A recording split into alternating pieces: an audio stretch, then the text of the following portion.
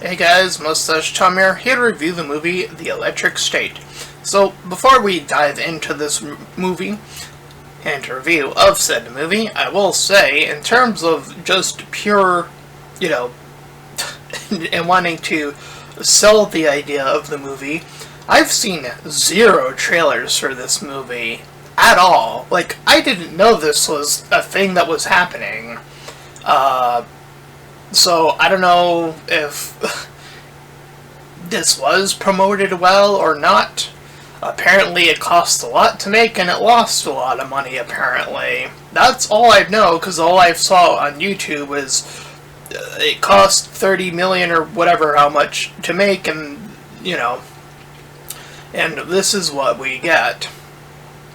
Those are the only videos I have seen of this in terms of, like, what's up currently. But, as per usual, I usually myself don't bring in money into the equation, as I don't think that is a good metric to discover if a movie is good or not, obviously. Though, and on the other hand, that is I suppose, a burn on the creators, if anything else, and only them on that end, because profit is what drives the business forward. But, on the other hand, they say that it is to suffer to make art sometimes, so who knows, right? At any rate, so I am here to look at this movie as objectively as possible, which is just talking about what's in the movie, what works, what doesn't work, and leave it at that. So, the movie begins in 1990, an alternative 1990, that being where, in this movie, we hear this declaration of war being communicated by, as these two siblings, a brother and sister, the brother getting ready to go to college or not go to college, he's a bit undecided at the moment, gets pulled aside here in the little potential scuffle, but not so.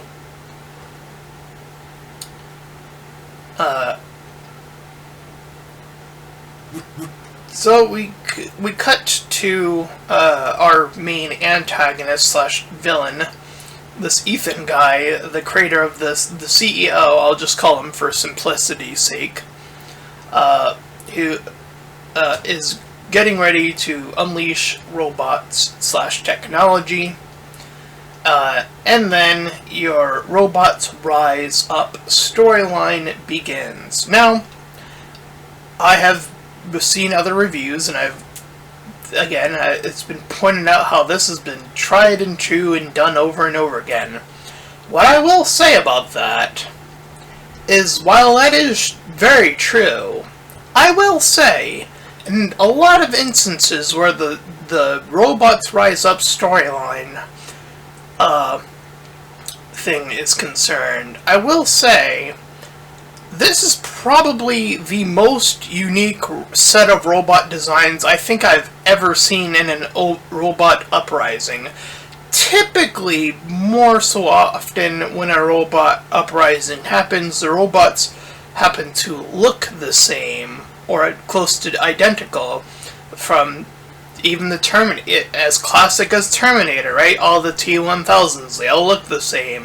iRobot, the robots all look the same. I'm trying to think of robot rising up stories of, like, robots fighting back.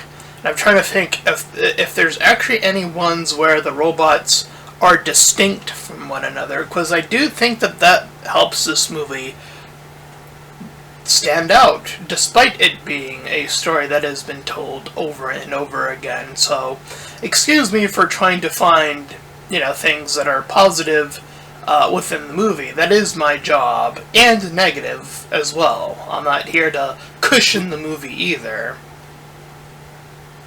But I digress. And maybe that's just on me, too. Maybe I have not seen enough movies with robot risings up.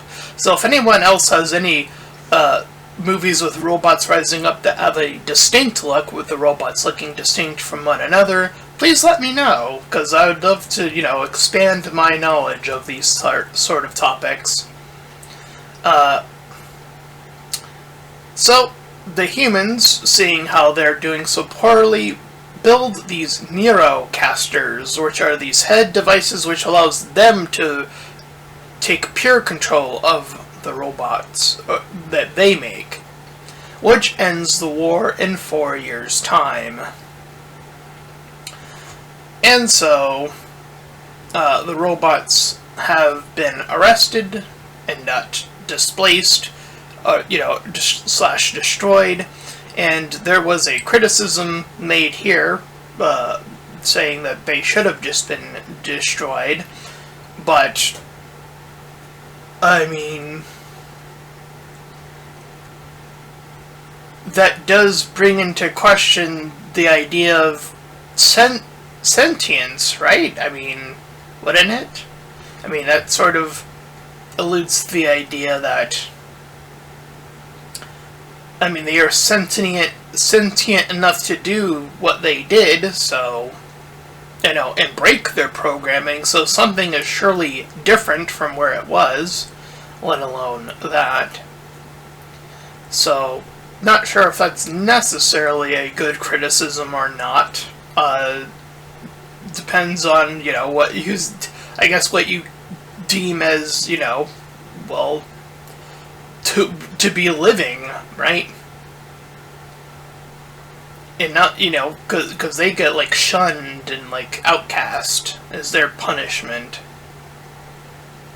And other robots are hunted down, so it's not like it's even remotely peaceful all of a sudden after the fact, after this little deal is made.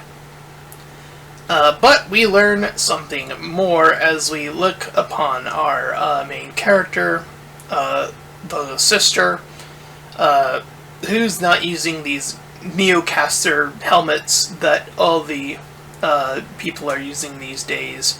And we learn that it's actually mandatory at school in this universe. Now, obviously that was probably the hardest pill to swallow because 99% of schools are very conservative in the way they're run. Meaning if you don't have the uber cool teacher, you're probably just going to get taught, every, student body is going to get taught the same way via the same method, which is like how 90% of schools still function to this very day, if I'm not mistaken. So, yeah, our school system is very much still very conservative, in case you thought it wasn't. But yeah, I just happened to go to a high school that is very different. It was literally so different that other schools literally tried to come by and shut us down for being too different. That is not a joke that happened. While I was there, by the way, so I know what I'm talking about when I say my school was different from every other high school around the block or around the US at the time. And I don't think much has changed, so... Anyway, we meet Ted, who is this, looter/dealer guy.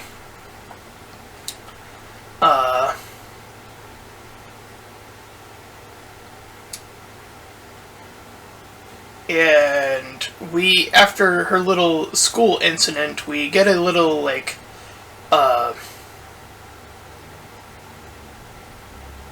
this little flashback, I think this is when this happens.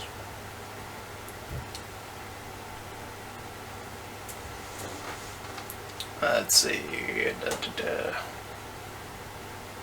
Yeah, I think this is like her flashback. I will say that, yes, this does seemingly come out of I mean, I don't mind my characters having backstory. It's much probably more the timing of it seems a little bit off, if anything else. But whatever, placement is something that's a little bit harder to identify in terms of like when to use a flashback properly. So, nonetheless, as she makes her way back home, a robot named Cosmo makes his way into the household and tries to claim that it is her brother, and uses a symbol that she recognizes after a few other hints, and she eventually comes to recognize that that is indeed what's going on. So she zaps her father, or adopted father, I'm not sure which, but it's not made too clear, abusive father to say the very least, and she heads out from home. Even from one last attack from the Nero version of the robotic version of the father, which also fails. So the robot claims that his body is still out there, and she needs to find a doctor with glasses. So he points to a no-robot zone, and that they need to get over there. So we cut to a truck coming by, and this is actually where we meet our officially meet the seller guy, the dealer, who has his own robot.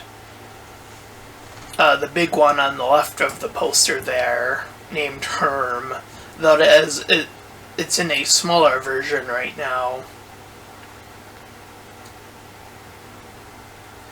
So, they deal with the Nero bot that they have to deal with. After their deal goes pretty bad, all things considered.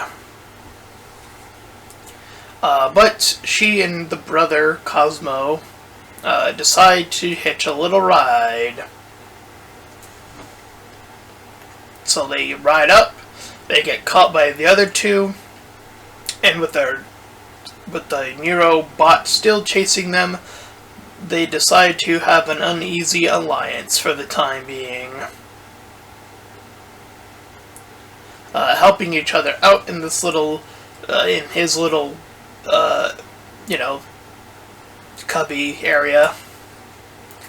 And they manage to eventually get out. This little scrap between the Cosmo bot and Herm and the other Nero bot does take up a good chunk of time here, but they deal with it nonetheless. So, she wants to make a deal. They have the plans, as she puts it, and they have the means of possibly getting there with the van. So Herm carries the van in his bigger body, because it's stored away. And I will say it is stored away conveniently at this location, I will say. That was extremely convenient that that was just there, so, I don't know.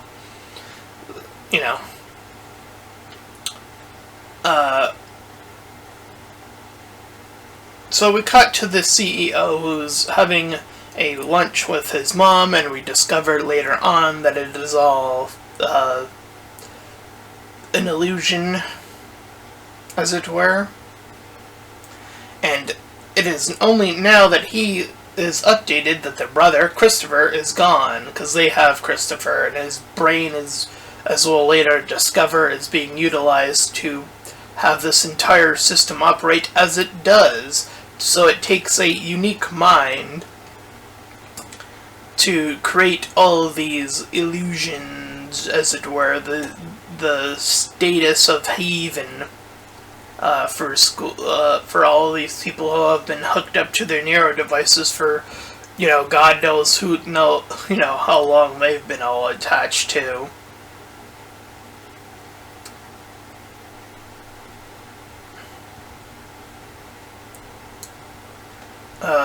So they find, in the process, while they're traveling this little mall, but they get attacked by a plethora of other robots and get captured. And yes, this is where Mr. Peanut, the robot version of it, comes out to bring them in. So, the sister gets convinced to stay the night. And we get a flashback here while they stay the night of the two of them together, the siblings. While Cosmo is doing a little show for everybody with the show that he appears in this universe. So they're given an address, and they have them meet the baseball bot, and they leave in the peanut van. So we have now accumulated more bots on our journey. And just as the Neurobot that has been tracking them, we'll call him the Hunter Bot, has been hunting them down, but he's on the other side of the scene right now. So, as they make their way to the next location, these scavengers robots attack them, and it's robots versus scavenger robots, and our human companions as well. But they get lowered into this household where the doctor is, and he tells them that he used the body to help, that Chris's body was helped to again use to build the entire neural network, as it were.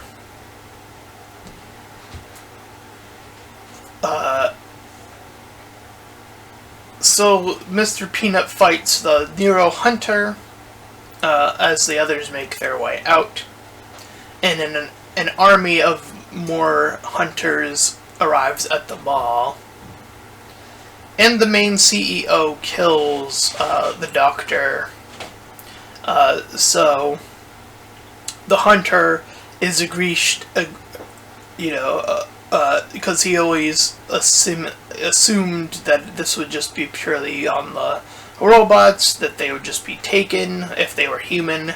But no, the CEO is clearly willing to do whatever it takes to, quote-unquote, maintain peace. That certainly sounds familiar to this day and age, that's for sure. Doing whatever it takes to maintain that quote-unquote peace. Oh boy, that is politically prevalent right now, I will say. Anywho, so the Nero Hunter destroys one of the other bots that's going after her, because they're still giving chase even after they captured the bot, after Cosmo gets taken. So he rescues her and tells her to leave. So the CEO gestures to himself, the boy, and the Nero device as representations of the Father, Son, and Holy Spirit. So he's using religious doctrine to excuse his behavior, which, I gotta say, that is a pretty unique of thinking about religion and how it's been used in the past to do that exact same thing, from zealotry to, the great killings of in name of religious freedom or whatever, or fighting from that.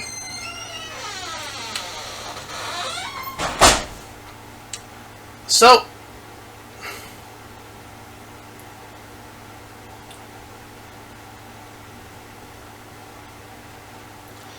this is clearly an argument of peace, pure peace, which is what is offered by the Nero devices, versus actual freedom, because the people that are using the device are trapped within it.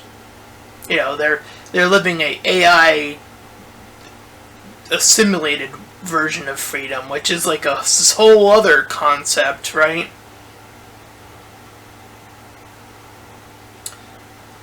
So eventually, our group makes their way to the main headquarters, and they proceed for their main attack. Herm and our looter go as the main distraction, as the sister and the doctor's bot go in to the main building when all of the people are pushed out to go on the assault. Even the CEO eventually gets out on his own, prepping his own unique weapon.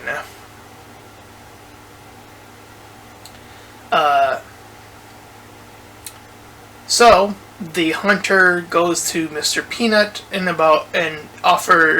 suggests that he needs to kill him, or that he needs to die. And Mr. Peanut counters by saying you need to be alive to die, which again perhaps alluding to the very beginning about why they didn't kill them in the first place, right? Being alive, what does that mean? What is life worth, right? Bringing back those questions. So, in a way, I actually do respect that they don't answer that immediately, right? They sort of allude to why they would make that, the government and the people would make that choice, choosing to spare them and put them aside, essentially. And here we have the actual saying out loud. And the fact that it was still criticized, like people like the Critical Drinker, makes me wonder if these people fully paid attention to the full movie. Because that signifies to me, just watching the movie first time, by the way, is that clearly, there was at least an acknowledgement that they were alive, that was the case. Though that they would just be treated as lesser than,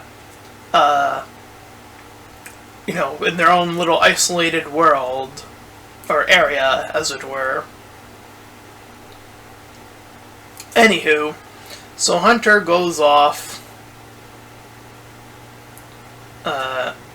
The hunter goes off to, offline, that being, as she, the sister, goes in to talk to her brother, and he's willing to die to shut this entire system down, though the ending implying that a piece of him still lives on through the bot, I guess.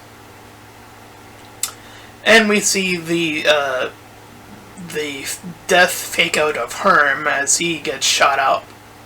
And the body, we have seen him in the majority of the time, which is not this bigger body we see on the poster, but the slightly smaller one. It's probably approximately the size of Cosmo on the poster there. But we eventually see that he has an even smaller version inside that bot. So it's sort of like the Russian size thing. I forget what they're called, but yeah, that is essentially what Herm is, I guess. Anyway. So, she goes on her dialogue talking about, and she's doing this on the news, about how being connected in real life is the only way to, live in said real life. And yeah, that is something that I was thinking about while I was watching this movie, is that we don't really see too much of the AI world. We do see an interaction between two humans in the AI world, so that makes me wonder if that is a function only the CEO has, or is that a function other people have? Like, they can meet each other despite their distance. Like, to me, that would... Because the problem with this movie, and see, I'm willing to criticize it, see, is that you have to show the good with the bad. And I feel like there's an overemphasis on the AI is just bad. And here's the thing, like, AI drawing and AI YouTube, like, I have seen the disgusting behavior of it. Trust me, I know. And there's dog shit that's being done about it. So it's like, fuck me, we're just fucked. Right? Like, I know the bad already. So it's I think it would have been a good reminder to see some of the good in this AI system. People being different, from different parts of the world, being able to communicate with one another, even if it's just a scene. Like, I think that would have gone a long way, because again, the state of AI now is just far, far too negative, with zero signs of any hope of, like, geez, like, what are we doing? Especially in the creative side of it. I know AI is used in other applications, obviously, and some of those are positive, I'm aware of it, but it is, again, a good reminder to people, I think, from time to time to be like, hold on, not every version of AI is necessarily all that bad. And obviously the robots may be the extension of that, them in and of themselves. Though, again, I think that's because I think the robots can be, swapped in for another group, any out group of outcast. I feel like that distinction could just as easily be made for them in terms of, like, thinking of it, even broadening it outward from, the initial thing. So yeah, minor convenience aside, and minor,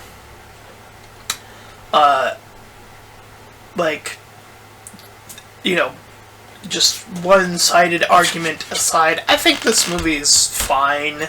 Yeah, it lost money, whatever, I'm just here to review the movie as it is, so I'll give it a 6 out of 10. Like I said, it's fine. I don't see there being too many issues with it as what's actually in the movie.